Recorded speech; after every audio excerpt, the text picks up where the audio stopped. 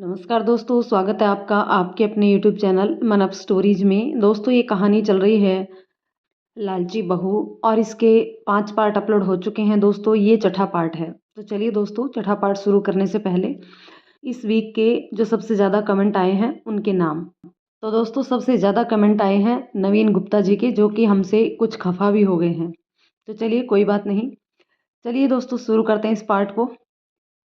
अच्छा, तो अब मैं रखूँ? सुरेखा: पिया जी की कसम, पवित्रा जी, आप बहुत लक्की हैं जो आपको माया बिटिया और सेम बेटा जैसे बच्चे मिले हैं। आज सुबह ही दुर्गा पूजा में मैं उन दोनों से मिली थी। उनके साथ घूंघट में एक औरत थी। वैसे वो औरत है कौन? आपकी कौन लगती है वो? कहीं वो आपकी नौकरानी? ये आखिरी सवाल है मेरा, फिर मैं फ़ोन रख दूंगी। पवित्रा: सुरेखा जी, आप बहुत अच्छी हो, इतनी चिंता करती हो सभी की, लेकिन हमारी चिंता करने की कोई ज़रूरत नहीं है। और वो औरत जो कोई भी है, मेरी अपनी है, नौकरानी नहीं है मेरी। उसके साथ किस्मत ने ऐसा खेल खेला कि ज़िंदगी घूंघट में रहने पर मजबूर कर दी। उसका पति शहीद हो गया और फिर उसकी जेठानी इतनी खुर्दगर्ज निकली कि उसकी जान के पीछे पड़ गई। बेचारी अपनी जान बचाई और अपने घर से भागकर कोलकाता आ गई। यहाँ पर मुझसे टकराई और आज तक मेरे साथ है। अजनबी होते हुए भी मेरे लिए बहुत कुछ है। सुरेखा के हाथ से फोन गिर गया। उसके होठ कांपने लगे। कांपती हुई होठों से सुरेखा बड़बड़ाई, दुर्गा। उसके दिमाग में कार पार्किंग वाली बात याद आने लगी, जिसमें सुरेखा ने दुर्गा के आधे चेहरे और सिर्फ होठों को ही देखा था।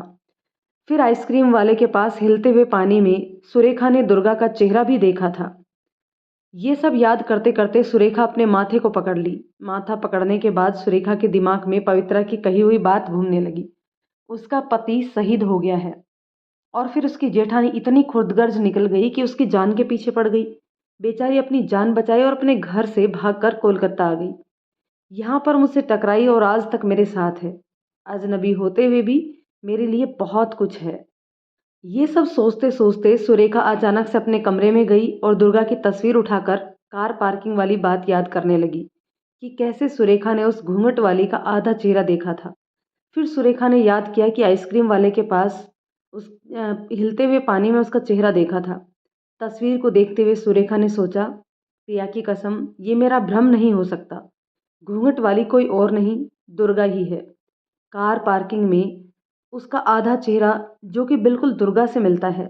आइसक्रीम वाले के पास उसका चेहरा भले ही मैं अच्छे से नहीं देख पाई, लेकिन वो चेहरा उतना ही गोरा और चमकदार था जितना कि दुर्गा के चेहरे पर चमक रहती थी। उस घूंघट के पीछे का चेहरा भले ही उसका ना हो, लेकिन पवित्रा के अनुसार इस घूंघट वाली का अतीत सिर्फ और सिर्फ दुर्गा से मिलता है। 8 साल पहले जब उसकी जली हुई बॉडी को देखा गया था, तो सिर्फ वहां उसकी साड़ी ही नजर आई थी। उस आग में ना तो दुर्गा का कोई अंग मिला और ना ही उसका बच्चा। इसका साफ मतलब यही है कि 8 साल पहले दुर्गा की मौत नहीं हुई थी, बल्कि मेरे साथ धोखा हुआ था।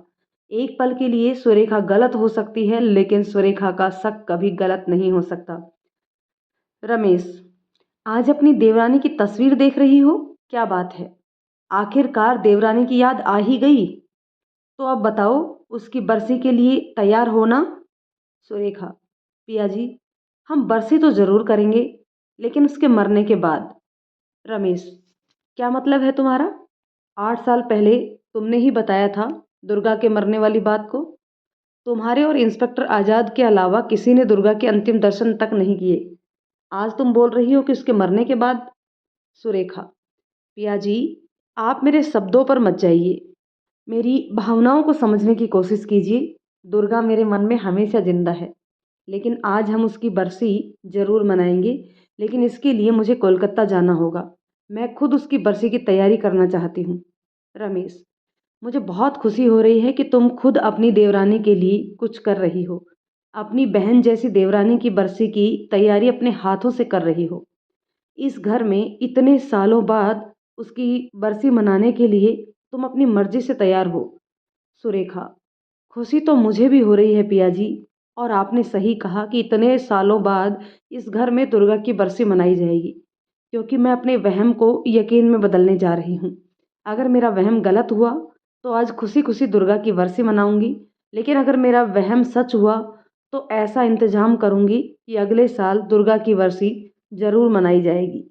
ये सब मन में सोचते हुए इधर दुर्गा घर पहुंची तो पवित्रा हॉल में बैठी हुई थी। दुर्गा पवित्रा देवी के हाथ पकड़ती है और अपने साथ अपने कमरे में ले गई। पवित्रा, क्या हुआ दुर्गा? तुम मुझे अपने कमरे में क्यों ले जा रही हो? ज्ञान का कुछ पता चला? आखिर बात क्या है? बोलो तो सही। दुर्गा, मेरे ज्ञान को किसी ने किडनैप कर लिया है। पवित्रा, क्या? किडनैप? बट किसने और क्यों? दुर्गा, वो सब तो मुझे नहीं पता, लेकिन हमें पुलिस की मदद लेनी होगी। इसके लिए आपको मेरी मदद करनी होगी। अगर मैं पुलिस के पास गई तो उन्हें मेरा चेहरा दिख जाएगा। एक बार अगर मैं दुनिया के सामने आ गई तो इतने सालों तक घूंघट में छिपे रहने का मकसद अधूरा रह जाएगा। पवित्रा, मैं कुछ भी नहीं समझ पा रही हूँ, जरा विस्तार से समझाओ। दुर्गा, आज मैं आपसे सारी बातें कहना चाहती हूँ। आज तक आपको मेरी दुखद कहानी पता थी, लेकिन उस कहानी के पीछे कौन था, उसका नाम बताना चाहती हूँ। आज तक आप घूंघट वाली दुर्गा की मदद कर रही थी, लेकिन आज मैं इस घूंघट को हटाना चाहती हूँ। लेकिन इससे पहले मुझे आपसे एक वादा चाहिए। आप वादा कीजिए कि अगर मुझे कुछ भी हो जाए तो आप ज्ञान को कभी अकेला नहीं छोड़ेंगी।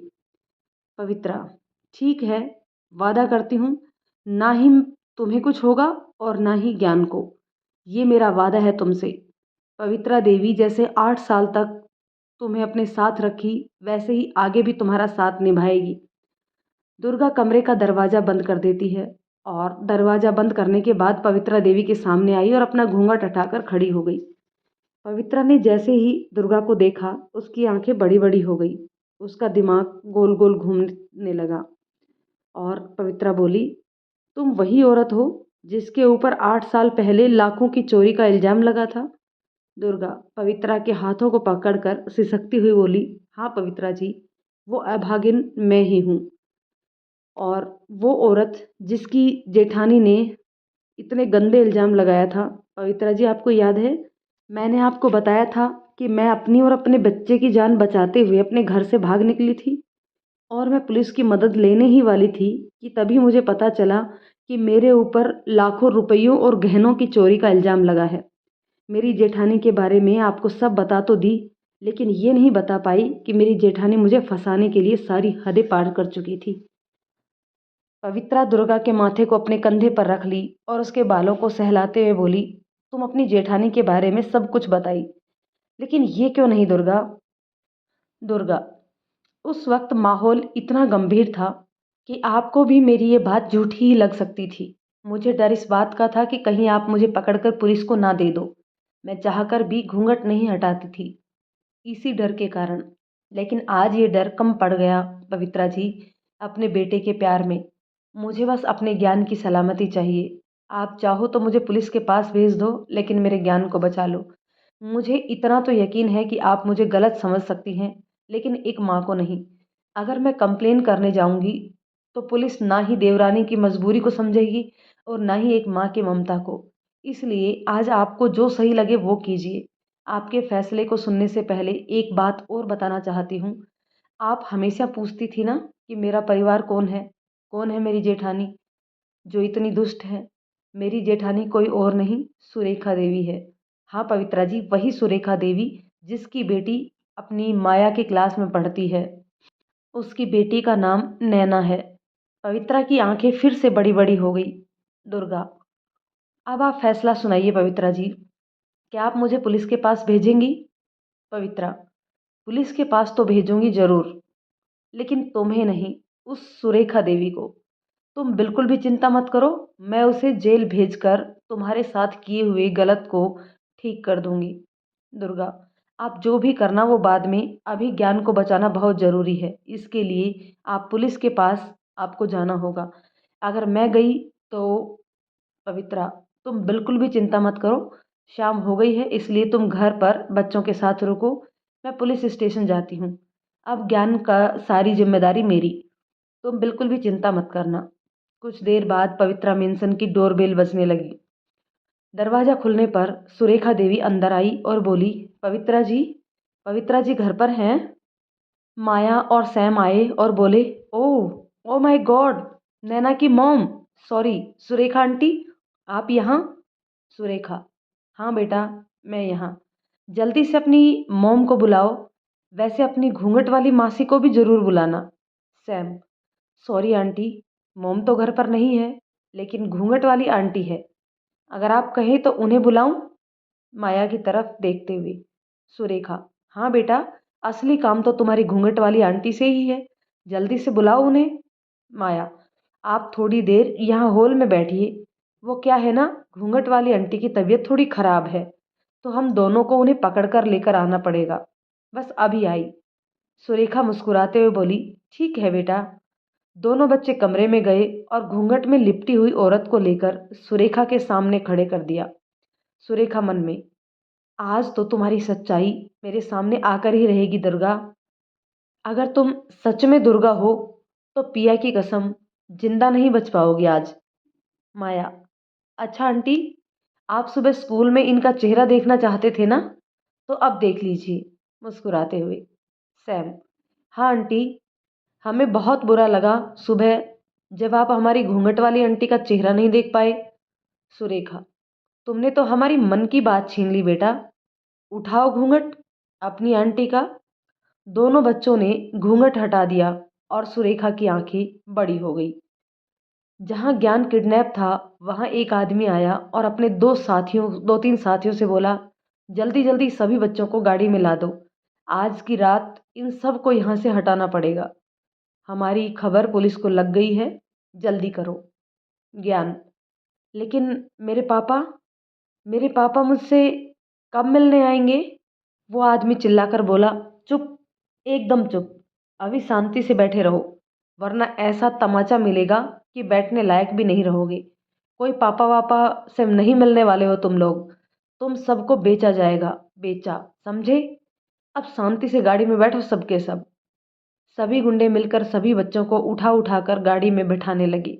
डांट सुनने के कारण ज्ञान की आंखों में आंसू भर आए और वो मन में सोचने लगा, मम्मी कहाँ हो आप? आपको बिना बताए मुझे पापा से मिलने नहीं आना चाहिए था। आप हमेशा कहती थी कि बिना बताए कहीं नहीं जाना, लेकिन आज मैंने आपकी बात नहीं मानी। प्लीज़ मम्मी, यहाँ से ले चलो। माया और सैम ने जब घूंघट हटाया तो सुरेखा की आंखें बड़ी हो गई, क्योंकि उसके सामने दुर्गा नहीं बल्कि माया और सैम के पापा खड़े थे। बच्चों ने नशे में धुत पापा के साथ मजाक करने का सोचा था और उन्हें ढेर सारा मेकअप लगाकर दुर्गा की साड़ी पहनाकर सुरेखा के सामने खड़ा कर दिया। बच्चे आपस में फुसफुसाने लगे, आज पापा के साथ मस्ती करनी थी। साथ ही सुरेखा आंटी भी मिल गई मजाक करने के लिए। आज तो हमारी मस्ती डबल हो गई। ज्ञान आएगा तो हम उसे पूरी स्टोरी बताएंगे, वो भी हंसते हंसते पागल हो जाएगा। हंसते हुए सुरेखा बोली, बच्चों, क्या यही है तुम्हारी घूंघट वाली आंटी? सैम, जी आंटी। मुस्कुराते हुए सुरेखा उठी और वहां से चल दी। उसके बाहर जाते ही बच्चे खिलखिलाकर हंसने लगे। किचन में खड़ी दुर्गा अपने दिल पर हाथ रख आहें भरी और बोली, थैंक गॉड मैं बाहर नहीं गई। अगर आज बाहर जाती तो सुरेखा दीदी को मेरी सच्चाई पता चल जाती। पता नहीं पवित्रा जी कब आएंगी, मेरा ज्ञान मुझे कब वापस मिलेगा। रात होने को चली थी, अब तक कुछ भी पता नहीं चल पाया था। अगली सुबह एक ट्रक में बैठे ढेर सारे बच्चों के बीच में बैठा ज्ञान अपनी आधी आंख खुले हुए सोया हुआ था। सभी बच्चों के हाथ पैरों में रस्सी बंधी हुई थी और उनके मुंह पर पट्टी बंधी हुई थी। अचानक से ट्रक रुक गया और सभी बच्चे एक दूसरे को देखने लगे। ज्ञान बार बार बाहर देखने की कोशिश कर रहा था। ज्ञान को ट्रक में एक छेद नजर आया। उस छेद में ज्ञान झांकने की कोशिश करने लगा। तभी ज्ञान को पवित्रा देवी दिखाई दी। पवित्रा देवी को देखते ही ज्ञान बोलने और चीखने की कोशिश करने लगा। वो अपने हाथ उन मोटी रस्सियों से खोलने की कोशिश करने लगा। की आवाज के साथ वो अपना बांधा हुआ हाथ ट्रक की सतहों पर पीटने लगा। पवित्रा देवी के आसपास दो चार कर्मियों की भीड़ थी और दो चार न्यूज़ रिपोर्टर वाले कैमरा लेकर खड़े थे। पवित्रा देवी पहलू से अपनी भीगी आंखों को साफ करते हुए कैमरे के सामने बोल रही है, पूरा एक दिन हो गया है मुझे अपने बेटे से मिले हुए। कोलकाता की पुलिस ने अभी तक मेरे बेटे को नहीं ढूंढा है। आखिर मैं किसके पास जाऊं मदद की गुहार लेकर? मैं पूरे राज्य की जनता के सामने अपने बेटे की रक्षा की गुहार मांगती हूँ। जिस किसी ने भी मेरे बेटे का किडनैप किया है, वो मुझे मेरे कलेजे के टुकड़े को लौटा दे। ऐसा बोलकर पवित्रा देवी भावुक हो गई। पवित्रा देवी के पीछे घूंघट में दुर्गा भी खड़ी है। पवित्रा देवी के आंसुओं में वो सच्चाई नहीं है जितनी दुर्गा की घूंघट के पीछे छुपे आंसुओं में बह रही है। पास में खड़े इंस्पेक्टर अपने साथी से बोल रहा है, इस ट्रक को अच्छे से चेक करो, हर गाड़ी को छान मारो। किडनैपर्स कोलकाता से बाहर नहीं जाना चाहिए। इस पवित्रा देवी के आंसुओं और रिपोर्टर्स के कारण कोलकाता की पुलिस पर सवाल खड़े हो रहे हैं। जाओ और इस ट्रक के पीछे देखो अच्छे से। ट्रक का ड्राइवर के पसीने छूटने लगे। वो गमछे लेकर अपने भीगे हुए ललाट को पोंछने लगा और घबराते हुए मन में सोचने लगा, आज हमें कोई नहीं बचा पाएगा। इतने सालों से हमारा धंधा चल रहा है, लेकिन आज तक इतनी कड़ा पहरा कभी नहीं पड़ा। लेकिन आज इस औरत की वजह से हम सब फंसेंगे। आज हमें जेल जाने से कोई नहीं रोक पाएगा। पुलिस को जब ट्रक में इतने सारे बच्चे मिलेंगे तो सबसे पहले मेरा ही हाल बेहाल होगा। मुझे यहाँ से भाग जाना चाहिए, लेकिन कैसे? आसपास तो इतने सारे पुलिस और न्यूज़ चैनल वाले हैं। अगर गलती से भी कैमरे में आ गई तो सारी ज़िंदगी चक्की पीसनी पड़ेगी। इधर रमेश अपने घर पर बैठकर न्यूज़ चैनल देख रहा है। रमेश न्यूज़ देखते देखते नैना को बुलाता है। नैना, नैना बेटा, जरा इधर आना। नैना आई और अपने पापा के सामने खड़ी होकर बोली, हाँ पापा। पापा, आज स्कूल की छुट्टी है। आज दुर्गा माता की विदाई है। रमेश नैना को अपनी गोद में बैठा लिया और उसे दुलार करते हुए बोला, हाउ स्वीट बेटा, लेकिन मैं तो स्कूल के बारे में पूछ ही नहीं रहा हूँ। मुझे मालूम है कि दुर्गा माता की विदाई है, इसलिए स्कूल की छुट्टी है। सॉरी, दुर्गा मात की नहीं, दुर्गा माता की, है ना बेटा? नैना खिलखिला के हंसने लगी। रमेश भी हंसने लगा और बोला, ये देखो बेटा न्यूज़। न्यूज़ में पता है क्या दिखाया जा रहा है? नैना, क्या पापा? रमेश, दिखाया जा रहा है कि एक बच्चे को किसी ने किडनैप कर लिया है और देखो उसकी माँ कैसे रो रही है। आप कभी स्कूल में अकेले बाहर मत निकलना। अकेले जाओगी और उस बच्चे की तरह आपको भी किसी ने किडनैप कर लिया तो आपकी मम्मी और पापा कितने रोएंगे, है ना? इसलिए आप हमेशा अच्छे बच्चों की तरह बड़ों के साथ ही रहना। नैना, पापा, किडनैप क्या होता है? किडनैप कैसे होता है? रमेश, जब कोई अनजान व्यक्ति आपकी बिना मर्जी के आपको उठाकर अपने साथ जबरदस्ती ले जाए तो उसे किडनैप कहते हैं। मान लो मैं आपको स्कूल से घर ले आया तो ये किडनैप नहीं हुआ, क्योंकि मैं तो आपका पापा हूँ। आप मुझे जानते हो, मुझे पहचानते हो, मुझसे प्यार भी करते हो। अगर कोई ऐसा आदमी जो आपको स्कूल से ले जाने लगे जिसे आप बिल्कुल भी नहीं पहचानते हो, तो वो आपका किडनैप कर रहा है। चाहे वो कितना भी लालच क्यों ना दे, लेकिन उसके साथ आपको नहीं जाना है। या तो आप स्कूल बस से घर आओगे या फिर आपकी मम्मी या मेरे साथ, और किसी के साथ स्कूल से बाहर नहीं जाना है। ठीक है ना बेटा? समझ गई ना अच्छे से? नैना, हाँ पापा। रमेश, अब आप खेलने जाओ। नैना, लेकिन पापा, मेरे साथ कोई खेलने वाला भी नहीं है। मेरे क्लास में छवि के भाई या बहन हैं, तो उनके साथ खेलते हैं वो। एक मैं ही अकेली हूँ। नैना उदास होते हुए बोली। रमेश, आपके साथ भी खेलने वाले कोई होता बेटा, लेकिन भगवान की मर्जी के आगे किसी का बस नहीं चलता। रमेश मन में सोचने लगा, आज दुर्गा का बेटा या बेटी 8 साल का हो चुका होता। नैना को कभी खेलने के लिए सोचना नहीं पड़ता। अगर वो बच्चा और दुर्गा आज जिंदा होते तो आज हम सबको चिल्लाना पड़ता कि बच्चों इतना मत खेलो। लेकिन अफसोस, आज नैना के पास उसका भाई या बहन जिंदा ही नहीं है। नैना, लेकिन भगवान क्यों नहीं चाहते? रमेश, अच्छा आप जाओ, मुझे न्यूज़ देखने दो। टीवी की तरफ देखते हुए जैसे ही रमेश टीवी की तरफ देखा, उसकी नज़र दुर्गा पर पड़ी, जो पवित्रा के पीछे खड़ी थी। दुर्गा का घूंघट बार बार तेज हवा के कारण उड़ रहा था, जिसे देखने के बाद रमेश उठकर खड़ा हो गया और उसके हाथ से रिमोट नीचे गिर गया। पुलिस जब ट्रक की जांच करने लगी, सभी बच्चे खुश हो गए और ज्ञान अपने मन में सोचने लगा, मुझे मालूम था मम्मी कि आप मुझे ज़रूर बचाओगी। आप पवित्रा आंटी की मदद से मुझे बचा रही हो, लेकिन अफसोस कि लोग मुझे ढूंढ नहीं पाएंगे। क्योंकि इस गाड़ी में ऐसी व्यवस्था की गई है कि बाहर से सिर्फ और सिर्फ रुई की बोरियां ही दिखेंगी। इन बोरियों इन रुई की बोरियों के बीच में कभी नहीं निकाल पाएगी पुलिस अंकल हमको। मम्मी, कैसे निकलूं यहाँ से? कब मिलूंगा मैं आपसे? इंस्पेक्टर चेक करने के बाद चिल्लाकर बोला, सर, यहाँ सिर्फ रुई की बोरी है।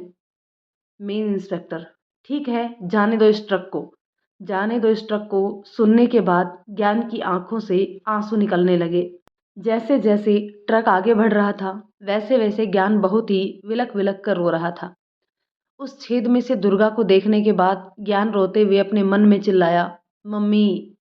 रमेश न्यूज़ देखने के बाद दुर्गा की हल्की झलक देख ली और खड़े होकर जोर जोर से चिल्लाने लगा, सुरेखा, जल्दी से आओ, जल्दी आओ सुरेखा, मैंने कहा जल्दी आओ। हाथ में कलछी लिए सुरेखा आई और बोली, क्या हुआ पिया जी? आप इतना चिल्ला क्यों रहे हैं? आपको 1 मिनट भी मेरे बिना मन नहीं लगता है? आप बिना पिया जी, हमारी 5 साल की बेटी है। रमेश, शर्माना छोड़ो और न्यूज़ में देखो। देखो, हमारी दुर्गा जिंदा है। हमारी दुर्गा, सुरेश की पत्नी, जिंदा है। हाँ सुरेखा, तुम्हारी देवरानी जिंदा है। आश्चर्यचकित सुरेखा के हाथ से कलछी नीचे गिर गई और वो रमेश को बिना पलक झपकाए देखे जा रही थी। रमेश खुश होते हुए सुरेखा को टीवी की तरफ देख इशारा करते हुए बोलता है, अरे टीवी देखो टीवी, हमारी दुर्गा के जिंदा होने का सबूत टीवी में ही है। तुम जरा ध्यान से देखो, अगर दुर्गा जिंदा है तो उसका बच्चा भी 8 साल का हो गया होगा। नैना, बेटा नैना, जल्दी से यहाँ आओ। देखो बेटा, तुम्हारा एक भाई या बहन आने वाला है। तुम बोल रही थी ना कि तुम्हारे साथ कोई खेलने वाला नहीं है। ये देखो, अब तुम्हारे साथ खेलने वाला मिल गया। अब तुम दोनों जी भर के खेलना। कोई नहीं बोलेगा, कोई रोकेगा नहीं, कोई नहीं टोकेगा तुम दोनों को खेलने से। घर में नया रौनक आने वाली है। थैंक गॉड, दुर्गा के मरने वाली बात झूठी निकली। मुझे मालूम था कि वो सब एक अफवाह थी। तुम देख रही हो ना सुरेखा, हमारी दुर्गा जिंदा है। पवित्रा देवी के पीछे खड़ी हुई दुर्गा अपने मन में सोच रही थी, आज अगर मैं अपने परिवार के साथ होती तो मेरा बेटा मेरे साथ होता। आज ज्ञान अपनी मम्मी के साथ होता। ये सब सुरेखा दीदी के कारण हो रहा है। आज अगर मेरा ज्ञान मुझसे दूर है तो इसकी वजह सिर्फ और सिर्फ सुरेखा दीदी है। अगर मेरे ज्ञान को खरोच तक आई तो मैं आपको छोड़ूंगी नहीं सुरेखा दीदी। दुर्गा अपनी जेठानी को माफ कर सकती है, लेकिन एक माँ आपको कभी नहीं माफ करेगी। आज अगर पवित्रा देवी हमारे साथ नहीं हो देती तो न जाने किस हाल में होती मैं, न जाने कहाँ कहाँ भटक रही होती मैं अपने ज्ञान की खोज में। हे दुर्गा माता, अपने भक्तों को बल बुद्धि विद्या तो देती हो, लेकिन आज विद्या नहीं बल्कि ज्ञान चाहिए। मुझे मेरे ज्ञान को मुझे लौटा दो माँ दुर्गा। रमेश के घर पर मुंह लटकाई हुई सुरेखा जब टीवी की तरफ देखी तो देखकर हंसने लगी। हंसती हुई सुरेखा बोली, अच्छा, तो आप इसकी बात कर रहे हो पिया जी, वो घूंघट में जो है उसकी बात कर रहे हो ना? लेकिन ये पवित्रा देवी न्यूज़ में क्यों आ रही है? रमेश, तुम खुशी से हंस रही हो इसका तो समझ में आया, लेकिन ये पवित्रा देवी है। ये वही पवित्रा देवी है जिसके पीछे तुम पहले से पड़ी हुई हो, मतलब नेत्रा की क्लासमेट की मॉम। सुरेखा, हाँ पिया जी, ये वही पवित्रा देवी है, लेकिन ये न्यूज़ में क्यों आ रही हैं मुस्कुराते हुए? रमेश, क्योंकि इसका बेटा किडनैप हो गया है। वो सब छोड़ो, मैं जा रहा हूँ दुर्गा को लेने। मैं 1 मिनट भी लेट नहीं करना चाहता। पवित्रा देवी के पीछे खड़ी दुर्गा, वो भी घूंघट में, लेकिन मैं उसे हम सबके सामने खड़े करके उससे सवाल करूंगा कि आखिर उसने ऐसा क्यों किया, क्यों 8 साल तक हम सबसे दूर रही। ऐसा बोलकर रमेश घर से बाहर जाने लगा। इधर बच्चों से भरा ट्रक जब वहां से निकलने लगा, तभी अचानक से जोर जोर से ज्ञान अपने हाथ को ट्रक की सतहों पर पीटने लगा। वो बोल नहीं पा रहा था, इसलिए अपनी माँ और पवित्रा देवी को इशारा देना चाहता था। ट्रक का ड्राइवर समझ गया और वो वहाँ से निकलते हुए सोचने लगा, कोई बच्चा जानबूझकर ये सब कर रहा है। मुझे जल्द से जल्द यहाँ से निकलना होगा, वरना पकड़े जाएंगे। रमेश के घर पर हंसती हुई सुरेखा रमेश को रोक ली और बोली, आप कहीं नहीं जाएंगी, वो दुर्गा नहीं है। कल ही तो हमने उसकी बरसी मनाई है। अगर वो जिंदा होती तो मैं बरसी क्यों मनाती? दुर्गा मर चुकी है, इसका सबूत मैं हूँ। रमेश, क्या बोल रही हो तुम? मैंने अपनी आंखों से देखा है, घूंघट के पीछे दुर्गा ही है। मेरी आंखें धोखा नहीं खा सकती। हंसते हुए सुरेखा बोली, आप समझ नहीं रहे हैं, वो पवित्रा देवी की दूर की ही बहन है। मैं उससे मिल चुकी हूँ। आपको पता है पिया जी, जब मैंने पहली बार उस औरत को देखा तो मैं भी धोखा खा गई। मुझे तो लगा कि दुर्गा जानबूझकर हम सब से छिप रही है, लेकिन कल ही मैं पवित्रा देवी के घर गई और उस घूंघट वाली औरत का घूंघट हटा कर देखा। वो दुर्गा की बहन नहीं बल्कि जीता जागता जोकर लग रही थी। पिया की कसम पिया जी, वो दुर्गा तो बिल्कुल भी नहीं थी। बस दूर से लगती है कि हमारी दुर्गा है, लेकिन नज़दीक से तो दुर्गा की परछाई भी नहीं है। रमेश, क्या? लेकिन मैंने जो देखा वो? सुरेखा, वो सब छोड़िए, चलिए हमारे साथ, आज आपके पसंद का खाना बना रही हूँ। आप चख कर बताइए कैसा बना है। कड़छी उठाने के बाद सुरेखा रमेश को खींचते हुए अंदर लेकर चली गई। रमेश दुर्गा के पास नहीं जा पाया और वो अंदर जाते जाते टीवी की तरफ देख रहा था और अपने मन में सोच रहा था, सुरेखा का छल कपट वाला दिमाग गलत हो सकता है, लेकिन मेरी आंखें धोखा नहीं खा सकती। घूंघट के पीछे दुर्गा ही थी। अगर दुर्गा हम सबसे दूर रह रही है तो जरूर उसके पीछे कोई कारण होगा। बिना कोई कारण के दुर्गा ऐसा नहीं कर सकती, लेकिन सुरेखा का दावा भी गलत नहीं किया जा सकता है। तो दोस्तों, कहानी के इस पार्ट को यहीं रोकते हैं। मिलते हैं कहानी के एक और पार्ट में। तब तक ये कहानी आपको कैसी लग रही है कमेंट करके ज़रूर बताइएगा। यदि ये कहानी पसंद आती है तो इसे लाइक शेयर कर दीजिए और यदि चैनल पर नए हैं तो प्लीज़ चैनल को सब्सक्राइब ज़रूर कर लीजिए। चलिए दोस्तों, मिलते हैं कहानी के एक और पार्ट में। तब तक के लिए शुक्रिया।